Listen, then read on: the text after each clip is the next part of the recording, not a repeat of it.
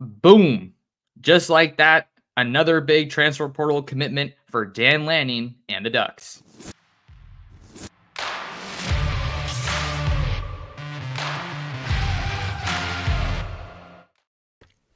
And we're back like we never left. Oregon fans, what's going on? How we living? Thank you so much for tuning in to another episode of the Ducks Dish podcast. Just in case you're new here, I'm your host, Max Torres, coming to you guys on YouTube at Oregon Football Max Torres or wherever you find your podcasts. Make sure to like, comment, and subscribe wherever you find the show. We got a big breaking news episode, and I am joined to break it down by my guy, Spencer McLaughlin, host of Locked On Ducks and new host of Locked On College Football. Spencer, how we doing? Busy. College football has got a lot of teams to cover, so I'm trying to expand my knowledge base for the sport on the new show. So it's definitely kept me busier than just covering the Pac-12. But man, it's been a lot of fun so far, and boy, it's a good time to be a Duck fan. It certainly is. It certainly is. No shortage of news across college football, but specifically today, we're talking about the breaking news of the day as Washington cornerback Jabbar Muhammad has committed to the Oregon Ducks. Another massive pickup for Dan Lanning and company in the transfer portal, revamping, reloading the roster as they prepare to make their debut in the Big Ten this season. Spencer, man, these big transfer portal commitments just keep coming for the Ducks.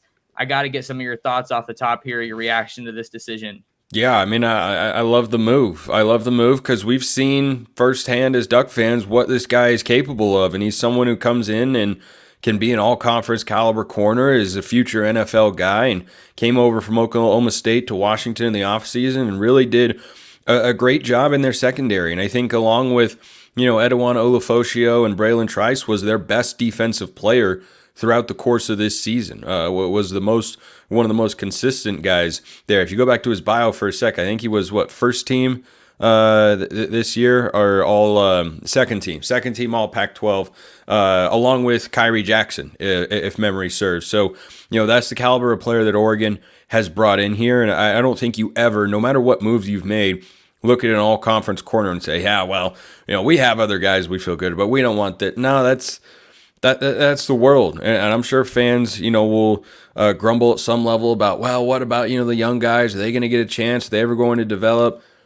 If you're good enough, you're old enough. But if you're not as good as somebody else that can be brought in, that's the way the college football works now. And if you're Oregon, you're maximizing your opportunities every single chance that you get to make your roster better. And I think Jabbar Muhammad does that.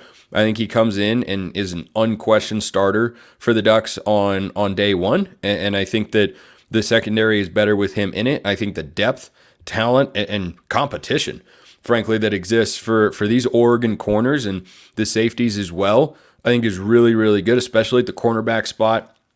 There's a ton of depth, just a ton of depth and talent there. So I like where Oregon is at, and I'm curious to see how these battles play out throughout spring football, because I could give you 3 or 4 different starting secondaries if Oregon's going to put 5 DBs on the field, which is obviously their base personnel with Dan Lanning, Tosh Lupoi's defense here. I think that they are going to have a lot of different ways to go about that. You could have, we don't know what exactly the timeline is for Jaleel Florence coming back from the injury. That could be playing a factor here. But let's say he gets back healthy for fall football. You could have Florence at one corner, Muhammad at the other. You could have Cam Alexander, the UTSA transfer, who according to 24/7 Sports is a 4-star transfer that the Ducks have brought in. He was All-American Conference second team or first team selection a year ago with the Roadrunners. You could have him back up at one corner, and you could have probably Dante Manning back up at the other corner, and then in that nickel position, you could have Tyshim Johnson, or you could have Tyshim on the back end. You could put Brandon Johnson at that nickel spot. You're definitely going to have Kobe Savage in there, the transfer from Kansas State. I give you 6 or 7 different shuffles. And I think that there is an element, Max. I'm curious your thoughts here too. I think there is an element of these are the guys we think are going to be the starters, but for the coaching staff, do you think they know for certain what the depth chart's going to be in the secondary? It's hard to say, right? There's so much time between now and even the start of spring ball, but let's just fast forward to even the start of fall camp and the season opener in 24. So I'd imagine when you bring in some portal guys, you have a decent idea of what the depth chart looks like, certainly at the top, but maybe there's some more uncertainty or at least opportunity for other guys, in that 2 deep as a backup. But I think you bring in a guy like Jabbar Muhammad, it's obviously a win now move as the Ducks make their move to the Big Ten. He'll come in 1 year of eligibility remaining. And Spencer, when you look at this guy from last year, I mean, he was just all over the field.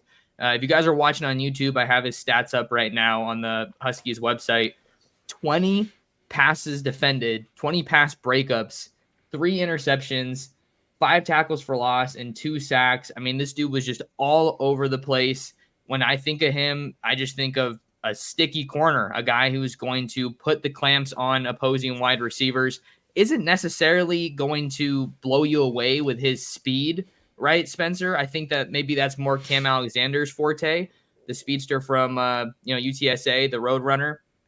But man, Jabbar Muhammad can cover. Jabbar Muhammad can cover. That's exactly what the Ducks need. He'll join that room alongside Jaleel Florence and Cam Alexander. And then you also have Dante Manning there. How about Dakota Fields, too? He's another young guy coming in that 24 class. Got Roderick Pleasant and Dalen Austin, too. And Dalen Austin and Roderick Pleasant. That's right. That's right. Hearing some good things about Dakota Fields, who comes in, of course, as an early enrollee from the same school as Roderick Pleasant. Gardena Sarah, and then you who else do you have? I mean, you have Ifeoma Badegwu, Sione Laulea. I think he's a guy who's likely going to be in that 2 deep, Spencer. Plus you got Kamari Terrell and Solomon Davis and Colin Gill as guys that maybe are more special team players, but do we know? Not really. No, we haven't seen a lot from those guys. Terrell is the player amongst that group we've seen the most of that I just listed, but it just goes to show the point we're making here. There are a lot of options. There are a lot of options, and there is a blend of young, unproven talent and veteran, proven talent. That's where they're at. And so I think that's a really good place to be for a pass defense that was, best in the Pac-12 a year ago. Certainly we saw it can still be better, because Michigan's defense outplayed Oregon's in the 2 games that they had against Washington, and Penix was not effective against the Wolverines, and the secondary is a part of that. The defensive line is a part of that as well. And I think that for the Ducks, you look to be the best you can possibly be at every position. That's the world you're in. That's the transfer portal. That's how this goes, and I think that it's a good thing for the Ducks. And, this is just another feather in their cap for 2024 that makes me go, they should be a top 2 team in the Big Ten right away. I know that you talked about that on one of your recent episodes of the Locked On Ducks podcast. So really good stuff, Spencer. Make sure you guys check out his stuff. Also on YouTube if you haven't already. Spencer, I'm a big fan of Spencer's. We like to collaborate quite a bit, so it's always a good show when he's on here. So Jabbar Muhammad becomes the 11th overall transfer in for Dan Lanning and the Ducks. Let's get into a little bit more of the recruiting impact here, Spencer, because the Ducks were able to land Muhammad from a top 3 of Oregon, Texas, and Alabama. Texas got him on campus first, then Kalen DeBoer in Alabama, and then Dan Lanning and the Ducks. Maybe you have a little save the best for last kind of a deal there, but I think this was really mainly between Texas and Oregon based on the conversations I've had with people during this recruitment. And let's just be honest here, Spencer. I feel like Texas in the portal, they've basically been able to get whoever they want this offseason. So the fact that not when Oregon's involved, this is the second guy Oregon's taken from Texas. The Longhorns have had a good offseason. They got the Oregon State receiver Silas Bolden, who Oregon fans know is good. They got Isaiah Bond from Alabama. There was another receiver I think they got who figures to be one of their most productive wideouts next year. They've had a great offseason, getting Quinn Ewers to come back and everything like that. I mean, they've done well, but 2 guys defensively that they wanted, Oregon just took from right underneath him. I mean, Muhammad's cousin plays for the Longhorns. And Jamari Caldwell was playing against Texas in the Big 12 this year as a member of Houston. And Muhammad is from Texas originally. And Oregon said, how would you like to come play in Eugene, Oregon? And they both said, yeah, we're going to go do that. And I think that is just a big, big testament to what this staff can do and the respect that they have got amongst high school and transfer portal recruits, both of which matter a great deal for building a program going forward. And I think that Lanning and company, they just don't miss on that many defensive players. You know, there have certainly been some. You know, David Stone is a guy that they were after once upon a time, and you go back to the last recruiting cycle, they didn't hit all of them, but they've had at least one 5-star defensive lineman in each of their first 2 full recruiting cycles. And then you look at the transfer portal players that they've brought in. Kyrie Jackson, he's going to go off to the NFL. Christian Gonzalez, yeah, he was a first-round pick. And Evan Williams, second-team All-Pac-12 this past season. Tysheem Johnson, Pac-12 honorable mention. They've just had a really, really good track record of bringing in defensive transfers. And I think that is going to continue here with Muhammad and, you know, Alexander from UTSA. They've really had a great track record with transfers across the board. I mean, I think once we see a full season, Justin Jacobs, he can be an all-conference caliber guy. And I think Johnny Cornelius was a great addition. You just keep going up and down the list. They're just nailing this stuff time and time again, and it keeps the floor very, very high for Oregon football year in and year out. Floor is certainly high as Dan Lanning and the Ducks continue to make splashes in the transfer portal. And Spencer, they've really done it from early to mid-December when they started things with Dylan Gabriel up until now. Boom, you get your quarterback for next year. What a way to start, getting a guy from Oklahoma. And then you get a cherry on top of that with Dante Moore. That was crazy. You get Kobe Savage. You have a big-time need in the secondary. And then, hey, how about a little bit of Evan Stewart here? Might as well, right? I mean, the additions that they're making are really, really crucial. I think that some of them, I would venture to say, are kind of luxury additions. You didn't really need them, but you'll take them for sure if they're down to come. You shore up the special teams game a little bit with Atticus Sappington from Oregon State. I like that addition as well. But I think just the way that the Ducks have navigated the transfer portal and found that balance with the high school ranks is really something that's going to bode for success long-term for them, because I don't think we're necessarily going to see Oregon as heavily involved with the transfer portal maybe this time next year. I don't know about that, because I know Oregon has stacked up really good recruiting classes, but I think the portal is just going to be a reality like this. I mean, you said they have, 11 transfers for the 2024 cycle? And they had how many in 2023? It was, I think, a little bit bigger than that. I think it was about 15. It'll vary year to year. It'll depend on high school kids. It'll depend on who declares for the draft and who comes back. I mean, just 15. Look at how many guys came back this year, right? Was it 15 for 2023? Okay, sometimes I remember things. But I think that for the Ducks, if they see an opportunity to get better now and not force a young guy to step up, play a role he hasn't played before, anything like that, they're going to do it. And I think they should, because that's what everybody else is going to do. And I think if you look at this team, they've got 11 transfer portal players that are additions right now. Certainly they'll have more transfer out because they're over their scholarship limit. Muhammad puts them, I believe, at 93, if my mental tally is correct. But I think that for the Ducks, when they see an opportunity, they're going to go take it. And you'd rather have a transfer than a young player, even if it means that young player transfers, because you know what you're getting in the transfer, and the young player is still an unknown commodity. And if that seems like a harsh world, that's college football now. And you don't have to love that element of it. I totally get it. If you're more old school, it can be a frustrating thing, because then you start thinking, well, do you have to high school recruit? Yeah, you do. You absolutely do. But I think that the portal has just made high school recruiting matter a little bit less. I mean, you look at, Roderick Pleasant and Dalen Austin, those were, pretty highly rated 4-star guys coming out of high school, and going into year 2, I don't think they're going to crack the 2 deep. I think that's going to be a really challenging thing for them. And that's not to say it's impossible. You have other guys like Jalil Florence who will be at the top of the 2 deep when healthy, but I think that's the way Oregon is approaching this. And I think, 11 players this year, 15 last year, they might have had more this year if guys hadn't decided to stay. I think they would have gone after another D lineman if Jordan Birch hadn't decided to come back. They would have gone after a backer if either Jacobs or Bossa had decided to go to the NFL. I think they would have gone after another DB, perhaps at the safety position, if Tysheem Johnson didn't decide to come back. So this is just the way that it works, and I think that Oregon is doing a really good job of giving themselves the best chance to compete every year and build a roster that is ready to compete at a high level. Welcome back to the Ducks Dish podcast. I'm your host, Max Torres, talking with my guy, Spencer McLaughlin, about the latest big commitment for Dan Lanning and the Ducks, that being Washington cornerback Jabbar Muhammad, trading in that Husky purple for some Oregon green and yellow. What a weird time we're living in today's college football in 2024. Do me a favor, you guys, if you haven't already, make sure to like, comment, and subscribe as we continue to grow the community here on YouTube.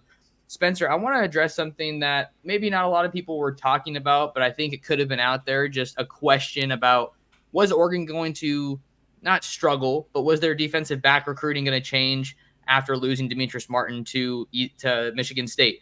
I wouldn't say that I was thinking that would be the case, but I think this addition certainly assures you that there's going to be no recruiting, maybe not no recruiting challenge, but very little drop off, if any, with the new kind of promotions that we have, right? We have Chris Hampton being the new defensive backs coach, and then Rashad Wadoud going to be taking on a bigger role with the corners, excuse me. So I think that really the Ducks aren't slowing down anytime soon when it comes to acquiring top end talent. And I really think now that they've got Muhammad in the fold, the only addition I could maybe see them making would probably come sometime in the spring or after spring ball, that being an experienced interior defensive lineman if they find the one that they want. Yeah, I think that's the only spot where I could see them going after somebody like that, but that also is dependent upon how they feel about, the redshirt freshmen that are coming into this year, because Jamari Caldwell will be one of your anchor pieces along the defensive line. Jordan Birch will be along the D line. You'll have Mateo out there as well, or any combination of those sophomore edge guys who were a really dynamic trio as true freshmen, Tatum Tuioti and Blake Purchase, the guys I'm talking about. You have Aiden Breland coming in, who by all measures is going to make some form of an impact in his freshman year. Whether that's a starting role remains to be seen. But there are a lot of other guys there. Just Johnny Bowens, Amari Washington, Ashton Porter, Terrence Green. These were all, 4-star recruits in the 2023 cycle, and none of them transferred. None of them transferred after year one. That leads me to believe that they have gotten an indication from the coaching staff they have a path to playing time this year. And so I think there's a lot of turnover on the defense that I'm fascinated to see play out throughout spring football and leading up to the spring game and the depth chart and everything like that, because I think that there are so many different ways that it could go. And no one can say who's going to pop. Aiden Breland could pop. Amari Washington could pop. Johnny Bowens could pop. You could tell me any one of those guys pop into being a starter along the defensive front, and I'd believe you, because I think every guy's just as likely as the next. They're all talented, some more experienced than others, but no one comes in with a higher profile on the D-line than Aiden Breland. But is he really going to be a starter as a true freshman? I don't know. We're going to find out. But, Mateo was a player as a true freshman. He wasn't a starter as a true freshman, but Breland was a more highly touted recruit. So I'm going in circles here, but the point that I'm making is there are a lot of players, a lot of talented recruits that are ready to make a step in their production and play a key role for the Ducks defense. The question is who wins those position battles, and then maybe in the spring window, who sticks around afterwards. I tend to be very confident that Amari Washington is going to be one of those guys we hear more from in 2024. Just after covering his recruitment, getting to meet his coach at the 2023 All-American Bowl, he was saying, man, like, I'm paraphrasing here, he's like, I can't believe he's not out here. Like, that guy should be an All-American. Just his combo of size, speed, and athleticism. I think he's certainly a guy that's going to be heavily involved in that rotation next year. Maybe it is alongside Jamari Caldwell as a starter. But Spencer, I think one of the other kind of big picture things that I'm feeling more confident in right now is just the secondary overall. And I don't know if I ever told you before last year, but the secondary was my biggest concern last year. So let's just kind of tackle it this way. Assuming they don't add any more DBs, right? How do you think you would feel about how do you feel about the Oregon secondary kind of going into this year compared to going into last year? Because I think you could be feeling a little bit more confident. I think you have a chance to, at the very least, produce at the same level. And I think there's a good chance they can raise that level. Because when you look at what Oregon had a season ago, Kyrie Jackson is the biggest loss from that secondary. I think he's the best player that won't be back in the secondary for the Ducks going into next year, and I am including Evan Williams in that assessment.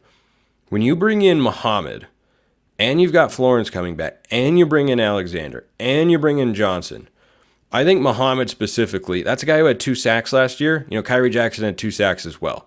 I think that's someone who, when Oregon brings boundary or field pressure from the corner spot, which is something they did quite a bit this past season, Jabbar Muhammad is a guy who they will send on that blitz. I think Muhammad steps in and, they were both second team all Pac-12. I think that is a plug-and-play replacement for Kyrie Jackson. So then you look at the rest of the secondary and say, okay, Jalil Florence has only gotten better during his time with the Ducks from the spring game to year 1 to the next spring game to year 2. He just continues to progress. I have no reason, assuming he comes back healthy from the injury, to think that can't happen again.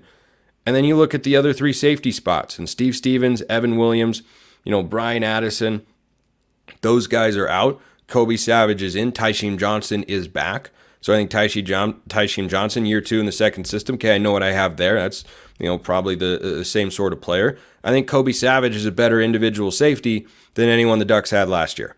So I think that if you hold steady at one corner slot, going from Jackson to Muhammad, and you get the same sort of production from the other corner, and Tyshim's your nickel or other safety, you're looking at Savage to come in, and I think he can be even better than Evan Williams and Steve Stevens from a coverage standpoint down the field.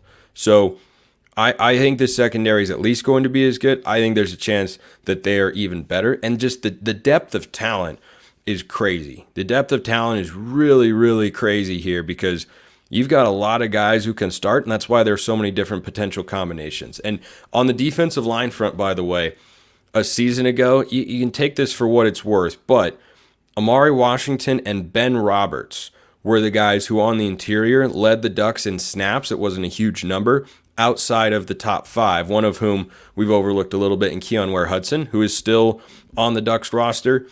That could be another starting defensive tackle for Oregon going into next year. But, after those 5 guys, Dorlus, Popo, Taki, and Casey Rogers, they're all gone. Keon Ware-Hudson had over 230 snaps. The next most snaps from a season ago was Amari Washington with 73.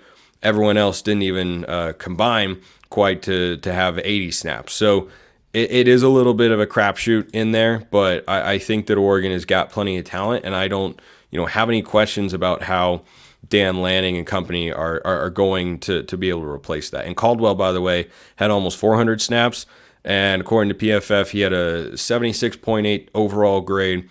Not as big in the pass rush with 64, but his run defense grade was 82. Now, he was second team all conference for a reason. I'm really excited to see what that D-line rotation looks like just because of how heavily they've recruited the D-line over the past couple of cycles. Linebacker, I think you're feeling really good, right? You got Bassa, Jacobs, Devin Jackson, maybe Connor Soley or Jerry Mixon. We'll see who else kind of maybe breaks through at that spot. But the secondary could have one of the freshmen break through. Maybe. Braden Platt's a guy I'm very high on coming into Oregon. But that secondary is a group that I'm probably the most fascinated by. I tend to think, too, we didn't really talk a whole lot about Sione Laulea or maybe even Ife Obadegwu, who really rose his stock in Orlando at the Under Armour All-American Bowl. I tend to think that this could be a group that gets better in part 2, Spencer. Maybe this is just like a gut thing or like a hunch, like just getting some new guys in there, right? Triquez Bridges was in there for 2 years, not saying he wasn't good, but he was in there for a while. We've kind of agreed that we know what the Ducks have in Dante Manning. So just getting some new guys in there that maybe are a little bit of a better fit, or maybe they have a slight edge over some of those other guys that they've had in. I think that could really, help this secondary improve as they ultimately make that move into 2024. But Jabbar Muhammad is going to be a Duck. Absolutely massive addition out of the transfer portal for Dan Lanning and the Ducks. Kind of winding down a little bit of a shorter episode here for you guys, but had to get an episode up for you with the big news. Spencer, before we get out of here, let the people know where they can find you and all the awesome stuff you got going in this space. Yeah, on X, formerly known as Twitter, I'm at S. McLaughlin, CFB, and I host Locked On Ducks and Locked On College Football Monday through Friday on YouTube and wherever you get your podcasts all year round, covering everything with the Ducks and the biggest stories in the greatest sport on planet Earth. So I'm all over the place as I try to be, including on this show, and Max, always fun to come on with you. Thank you so much for coming on, Spencer. You guys make sure you lock in with Spencer if you haven't already. Make sure you lock in with me on social media. I'm at mtorres sports on both Twitter and Instagram. You can subscribe to my YouTube channel at Oregon Football Max Torres. Read me over at ducksdigest.com and then share the show, share the Ducks Dish podcast with your friends, with your family, and with other Duck fans. But until next time, I appreciate you guys taking some time out of your day to talk some ball with Spencer and yours truly, myself, and we will see you on the next episode of the Ducks Dish podcast.